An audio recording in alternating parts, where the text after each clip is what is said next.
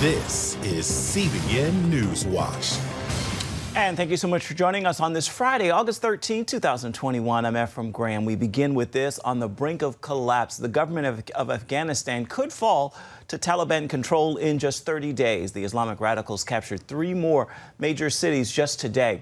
And now the Biden administration has been forced to rush 3,000 U.S. troops in to help evacuate the U.S. embassy. CBN's Brody Carter is on the story. The Taliban taking another 3 provincial capitals today as they're pressing a lightning offense that is gradually encircling the capital city of Kabul. Resurgents have captured more than a dozen capital regions in mere days. The State Department explaining why 3,000 troops are being rushed to Kabul airport to help with a partial evacuation of the American embassy. As we've said all along, the increased tempo of the Taliban military engagement and the resulting increase in violence and instability across Afghanistan is of grave concern. In a major shift of power, Taliban forces captured the country's second and third largest cities Thursday, Kandahar and Herat. Hours later, Lashkar-Gah, where hundreds of U.S. troops have lost their lives, now a trophy for war resurgence. 13 of the country's 34 provincial capitals now under Taliban control. The Biden administration now negotiating with Taliban leaders to spare the embassy, saying it must remain open and secure if the group hopes to receive American financial aid and other assistance. The president refused to comment on the situation Thursday. The potential here for growing terrorist capabilities and terrorist threats deep within the heartland of Afghanistan, the way bin Laden did, is very real. Taliban militants now control 2/3 of the country. They command the north while battling Afghan soldiers over shrinking territory in the south and west. This footage released by the Afghan government shows airstrikes on Taliban positioned in Kandahar, but it wasn't enough to slow them down. Military personnel estimate Kabul could fall in just 30 days. The looming humanitarian crisis expected to uproot nearly 300,000 families with no place to call home. In an effort to support Afghanistan and its people, 1,200 allied Afghan refugees have already come to the U.S. with visas. The government expects to help thousands more. Additional flights will begin landing daily, and you're going to see the total number grow very quickly in the coming days and the coming weeks. For now, the U.S. Embassy remains open with plans to continue operating with a core diplomatic presence. Brody Carter, CBN News. We turn now to Israel, where leaders have announced new restrictions to fight the country's latest outbreak of the coronavirus. And here to describe those restrictions is Chief Middle East Bureau correspondent Chris Mitchell. So, Chris, it's the Green Pass system. What is it and how does it work? Well, the Green Pass system is like this. This is what you get. If you get vaccinated, you get a Green Pass like this, which allows you to go certain places like restaurants, hotels, gyms. And this doesn't permit those that are unvaccinated to go to these places. So it's a way the government is using to pressure those that are unvaccinated to get vaccinated and to distinguish between those who are vaccinated and unvaccinated. It's a bit controversial. Some people in Israel don't like it, don't like the fact that if they choose for whatever reason not to be vaccinated, they can't be barred from these certain places. So, but that's the way the government is planning it right now. Watching that play out right here in this country as well. We're thinking many we'd be going that way. Yeah. How's the country's leadership preparing for a potential surge right now? Well, right now, first of all, they have the Green Pass, and they're increasing the restrictions because of the Green Pass. They're actually increasing the number of people who can be vaccinated with a third booster shot. First, it was over 60. Now it's over 50. They think that it's going to lower that to over 40. That's one thing. They're increasing restrictions on people coming into the country, and they're considering a possible lockdown during what they call the high holy days, which would be Rosh Hashanah, Yom Kippur, and Sukkot. People are generally off during that time, so they think that economically they can reduce the impact on the economy by having a lockdown during that time. It's a very thing they're considering very seriously right now. All right. A few months ago, Israel lifted its coronavirus restrictions. So that begs the question, was it too soon? Well, that's a good question. But I think the Delta variant took Israel by surprise, like it said, taken many people by surprise. And they were actually, those of us in Israel at the time, were almost rejoicing because many of the restrictions were being lifted. They felt finally we're over the coronavirus pandemic. Things began to lift it up. Tourism was going to be increased, and all that was shut down after the Delta variant came down. And I know many people are concerned and interested about tourism right now. There's no tourism in Israel right now until the Delta variant is being addressed. Real quick, you're here right now, but of course going back because that's home for you. What happens when you get back? Quarantine? What do you have to do? Exactly. So even though I'm coming from I'm been vaccinated, I have a negative COVID test. When I go back, I'm going to have to quarantine for 7 days. Because of the Delta variant, the restrictions they've increased the number of countries you cannot even come back to if you've lived in there. Brazil being one of those countries. In the U.S. right now, you can't come into Israel as a U.S. citizen. That's another restriction, and vice versa. I mean, the people from Israel are not being allowed into the United States as well. Just a few seconds right now, but real quick, what's ahead this evening on Jerusalem? Well, we're going to talk a lot about the Abraham Accords. A year ago today is the anniversary of the Abraham Accords. We'll talk about that, the economic impact, as well as the prophetic implications of the Abraham Accords. All right, thank you so much. I want to remind you at home that you can see Chris Mitchell and the entire Middle East Bureau and his team there on the CBN News Channel for Jerusalem Dateline. It begins at 8:30 Eastern Standard Time. We're keeping a watchful eye on a tropical storm that is swirling, a potential tropical storm that is swirling past Cuba. Fred continued its trek toward the Gulf Coast yesterday, prompting forecasters to issue a tropical storm watch for parts of South Florida, including the Florida Keys.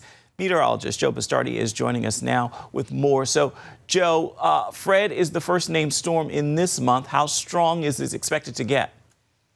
Well, Weather Bell, we're expecting it to be at least a hurricane when it makes landfall early next week, sometime between New Orleans and Cape San Blas. We believe the models are underdone on what the capabilities of this storm are.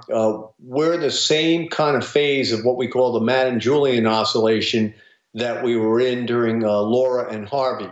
And if you remember what happened with Laura and Harvey, they both intensified as they were coming to the coast. That's when they ramped up real strong. It's a phenomena of this pattern that we've been identifying for you. If you've watched here on CBN several times, I've talked about it in previous years. So that is a very, very big concern with me. It is very weak now. The island of Hispaniola plus a lot of shearing has really torn this thing apart. It's barely recognizable this morning, but of course it's moving away from the island of Hispaniola. It's moving through the Florida Straits into the Gulf of Mexico in the middle of August with a reversing pattern over top of it aloft. The same pattern that is causing the shearing now, within 36 hours, reverses completely. So all these things to me say there is a lot of potential, and that people along the central Gulf Coast from New Orleans back to Cape San Blas, Florida, had better pay close attention. Now, this is going to come through the Keys with a lot of squalls in South Florida, a lot of heavy rain tomorrow and tomorrow night. But it's later Sunday night into Monday, that I have my prime concern. Following this will be Grace.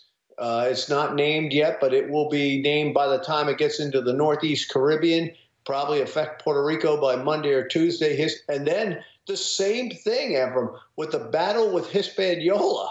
And I didn't mean to make light of that, but when I was a child, my father, who was a meteorologist, back in the 1960s, Cleo, Inez, and Flora hit Hispaniola. And both of them were weak and tremendous. These were major Category 4 hurricanes. And my father used to say to me, Joe, do you realize if that island wasn't there, how much more destruction there would be on the United States coastline? Because you've got those 10,000-foot mountains on Haiti and the Dominican Republic that tear these things up. And you saw a classic example with Fred. So as weak as Fred is now, part of the reason is because of its encounter with Hispaniola. And Grace may have to encounter the same situation next week. Only a few seconds left, but real quick, it's weak now, but could it reach hurricane strength? Oh, yeah, that we're forecasting that. My company is forecasting this to be a hurricane. Listen, the upside of this is a major hurricane. Folks, you cannot underestimate how fast nature can perform if given the right situations. And the problem we had the same problem last year, is the most ripe situations are in close to our coastline. So this is going to be a problem again this year. And it was outlined in a hurricane forecast again back in March and April to start looking for stuff like this. All right, Joe Bastardi with Weather Bell. Thank you so much for your time. Much appreciated. Thank you. Bye-bye. The numbers tell the story. Between June and July, a 13% increase in migrants. And since President Biden took office, illegal crossings are up. And now critics are calling on his administration to act. Tara Mergener is on the story. In July alone, a record 210,000 migrants entered the U.S. along the border, often with the help of smugglers. Many of those putting their feet on American soil for the first time are said to be carrying COVID.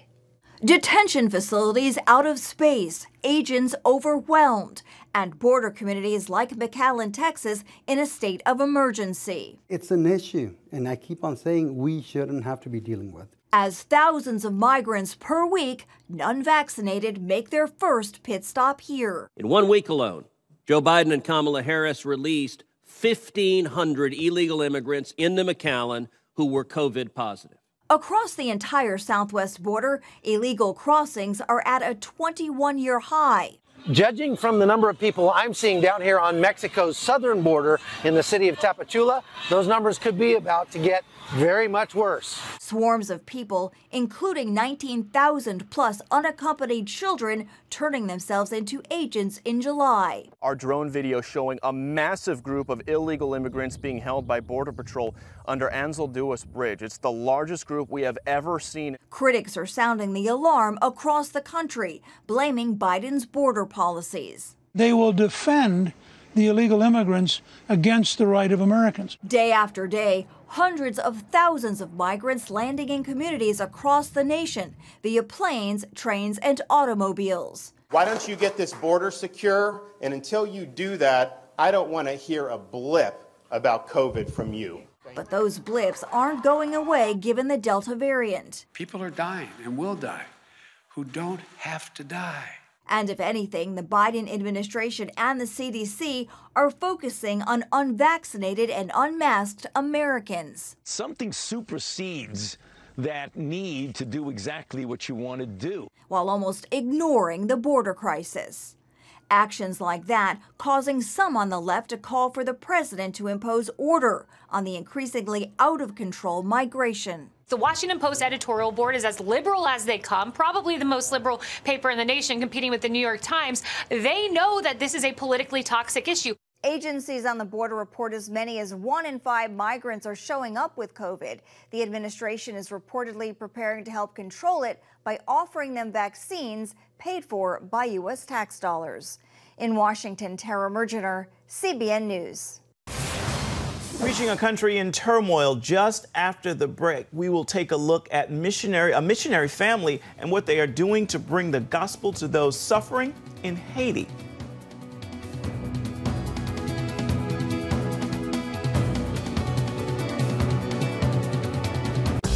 It's the new Superbook Bible app. It's packed with games, activities, and Superbook episodes that you can watch for free.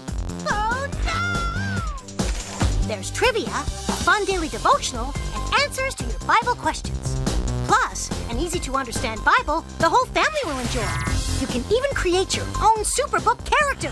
Ta-da! It's the new Superbook Bible app. Free downloads on iTunes, Google Play, and Amazon. On the home front. Thanks for joining us for CBN's On the Home Front, where we highlight what the men and women of America's military do to defend our country. CBN honors the men and women in our military with an initiative called Helping the Home Front. It partners with churches across the country to meet the needs of their military families, from repairing homes to wiping out medical bills for wounded veterans. Wednesday at 3 on the CBN News Channel. Get Protect Your Sleep and discover how to improve the quality of your life. A free DVD or booklet from the Christian Broadcasting Network. If you're not a great sleeper, you can do things to make yourself a great sleeper. If you're already a pretty good sleeper, you can enhance your sleep and be even better. 5 leading experts help remove the obstacles between you and restorative sleep. When you don't get a restful night's sleep, You wake up with an accumulation of stress. Call 1-800-700-7000 or go to CBN.com to get your free DVD or booklet today. Everything you do better with a good night's sleep.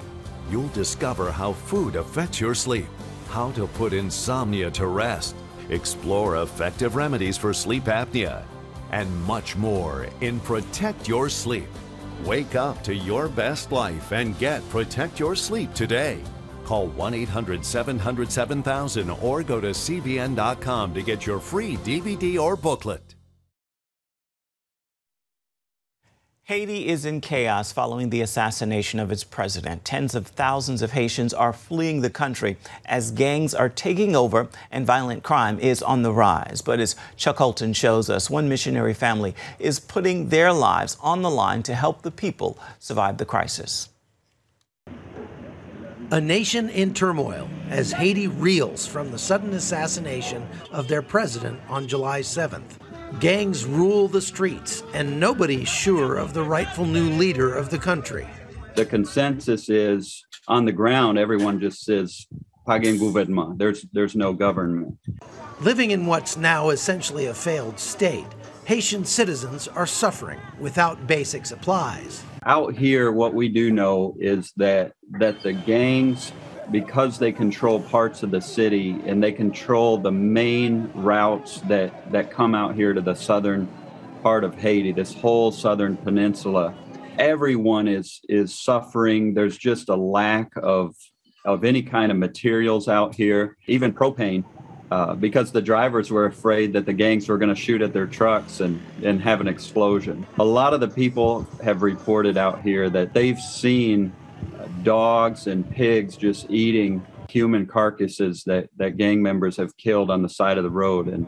And they're just left there on the side of the road, which is terrible. And after the funeral for President Moise, arrests of Colombian mercenaries implicated in the crime have left more questions than answers. The Haitian people did not expect this. The last assassination of Haitian president was over 100 years ago in 1915.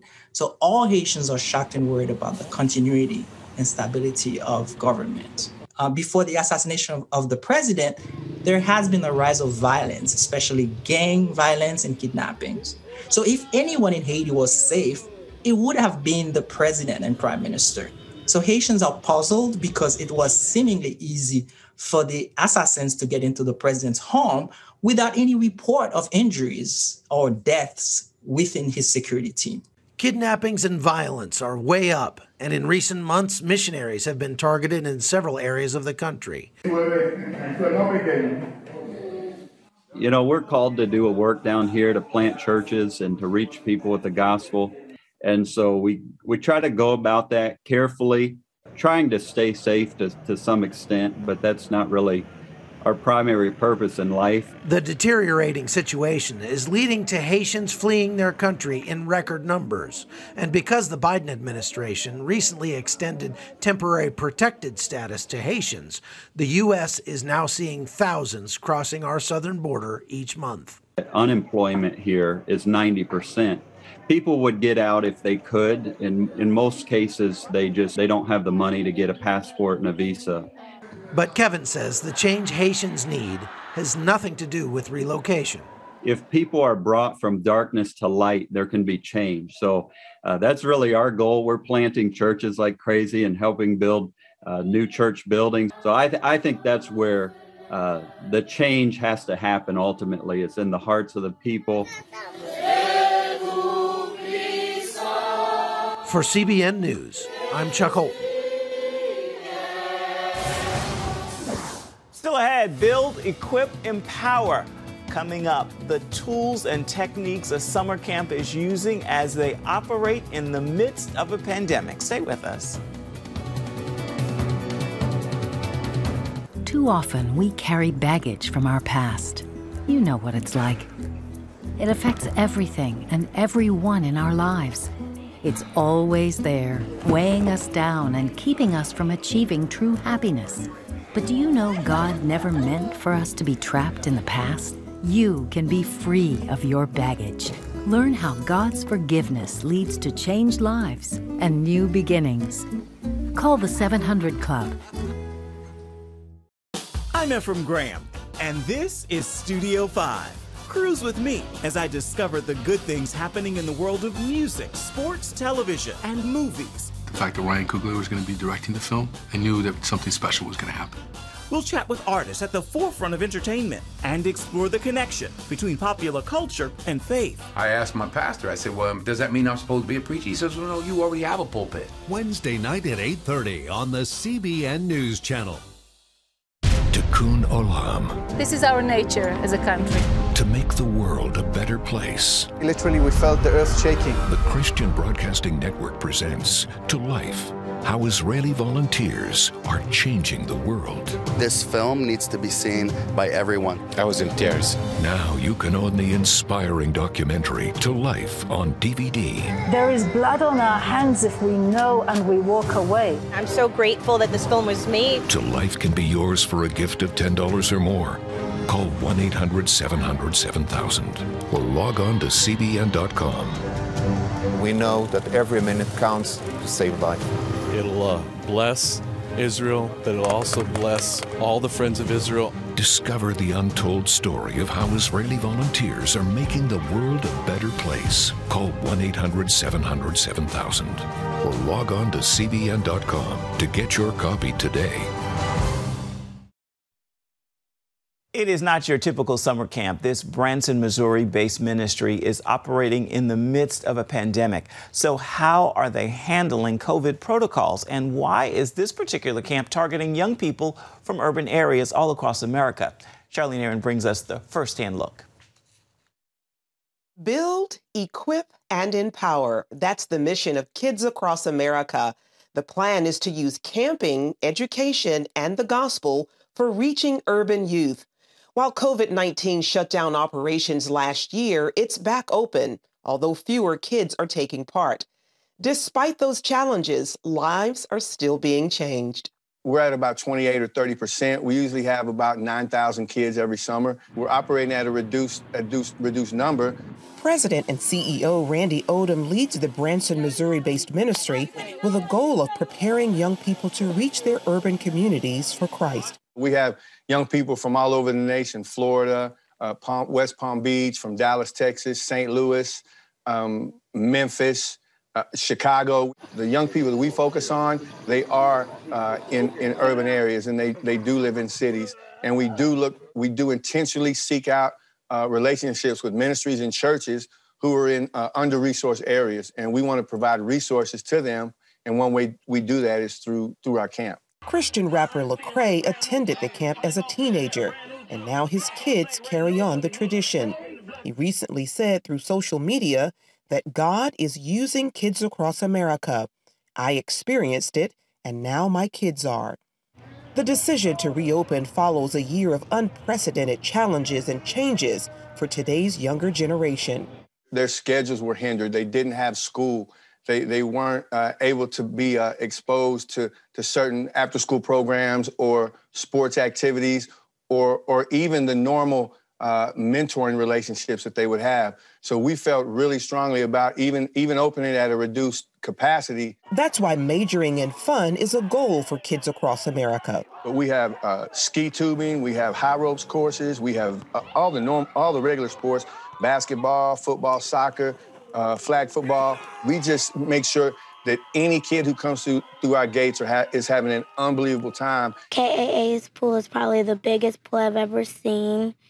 It has a lot of fun activities like the high dive and the blob and the trapeze and the rings, and all of them are fun. Safety measures such as masks, temperature checks, and loads of hand sanitizer are now part of the camp experience. We have a phenomenal health care team that works with us. We test. We did offer the vaccine. We feel like we've kind of layered a blanket of protection around our camp. According to Camp Minder, nearly 2 out of 3 summer camps remain closed this year.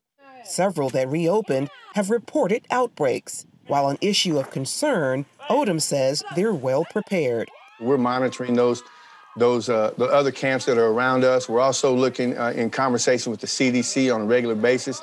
We even have an app that we use, and we monitor symptoms 10 days before a young person comes, before a group leader comes. And despite fewer kids, those attending are responding to the unchanging gospel of Christ. What we're seeing inside those smaller numbers is we've had almost 48% of those kids come to Christ, make a profession of faith, or respond to the gospel in a tangible way. I think I'm going to be different because I'm going to start reading my Bible more, trying to get a better relationship with God and, you know, just take all that in. A result that pushes Odom and his team to press on, even in the midst of a global health crisis. We like to say at camp, we major in first experiences. The first time a child does this, or first time a child jumps off a high dive, or for many of them, it's the first time that they commit their lives to Jesus Christ. Charlene Aaron, CBN News.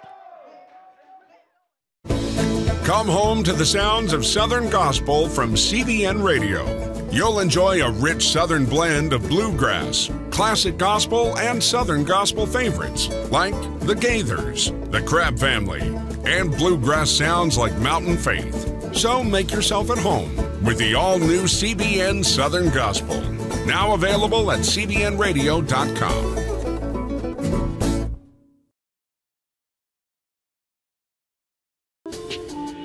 It's about the competition. I kind of put that pressure on myself, and I think people had expectations. It's about overcoming. We use this phrase all the time, keep chopping, keep practicing hard. It's about going the distance. You know, I think as a father, it's my job, you know, to lead. Just be the best husband and father I can be. Watch Going the Distance with Sean Brown Saturday night at 7:30 on the CBN News Channel. Life. It's meant to be lived fully. Jesus said it. I came to give you life.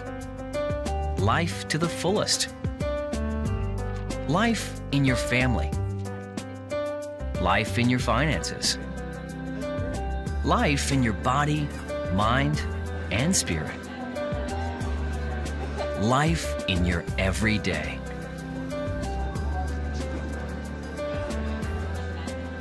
At CBN.com, we're taking what Jesus said seriously.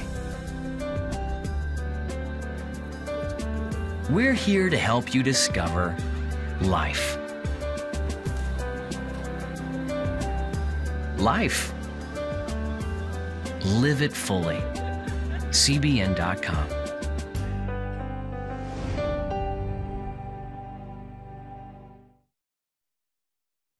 Time now for your Friday Faithful, and today I want to leave you with this reminder. With God, you cannot fail. You may think you are facing your greatest defeat, but it is merely one more step in the plan God is working out for your good. With that in mind, look up today, smile, knowing it is a fixed fight, and you have actually already won. That's going to do it for this edition of CBN NewsWatch. You can always find more of our programs on the CBN News Channel. You can find them there at any time, as well as online at cbnnews.com. We'd love to know what you think about the stories you've seen here today. You can email us at the address right there at the bottom of your screen, newswatch@cbn.com. You can also reach out and touch us on Facebook, Twitter, and Instagram. We'd love to hear from you. Make it a fabulous Friday. Have yourself a wonderful weekend, and come back on Monday.